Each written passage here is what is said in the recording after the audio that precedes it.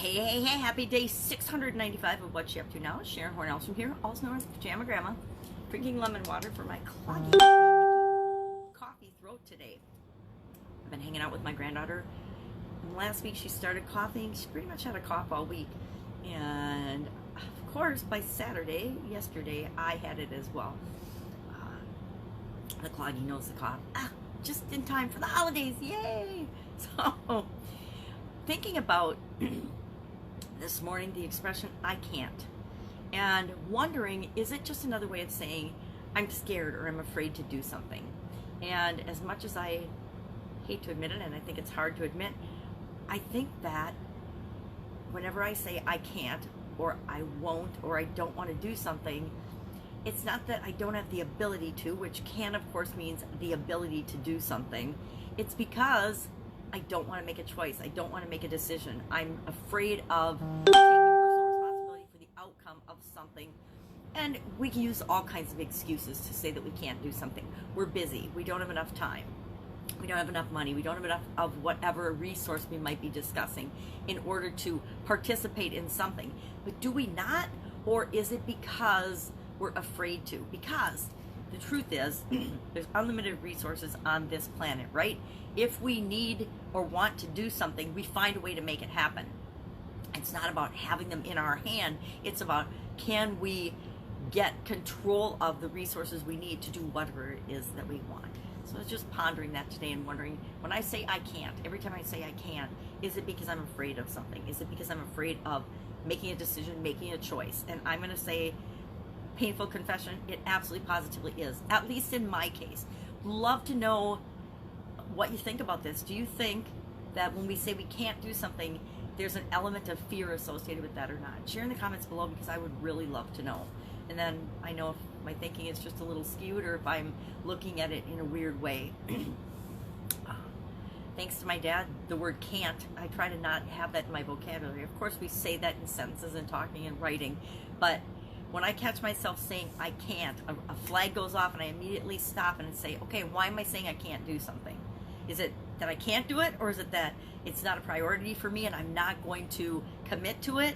And then I'd rather be clearer in my communication to say, this is not something that I'm going to devote the time and energy and effort to make it happen. And it's usually not something that I want to do anyway, because if I want to do it, I'm never going to say I can't do it.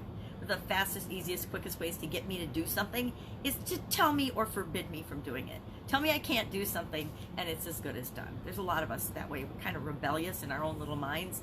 We have to push against things that don't feel right for us. So curious, what do you think of can't? Share in the comments below. Flotsam and jetsam was the topic of Supersize Your Business and my just general Facebook live conversation today. And I loved it because I had no idea what flotsam and jetsam was before I read this idiom and then shared this idiom and then the thoughts about how that affects our lives and our businesses.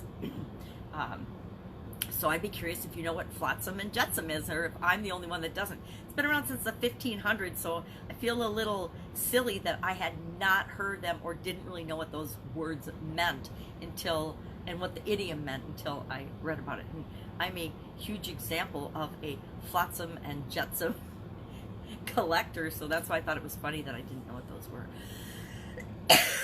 Today was day 89 of the 90-day BP challenge.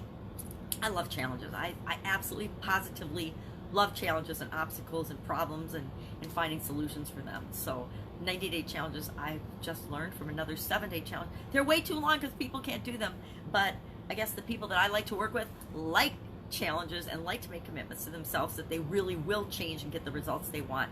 So I'm sure there's people out there that are like me that like 30 and 60 and 90-day challenges, and those are the people that I serve, not the people that are like, I can't even stick to a 5-day challenge, so, you know, what are you going to do for me next? They're not going to be the people that I ever work with.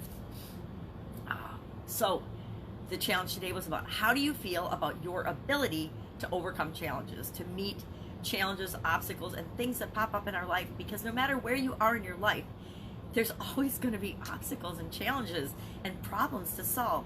We always like to think, at least when we're younger, that, oh, when I find the love of my life, I'll be happy. When I make $1 million, I'll be happy and I won't have any problems.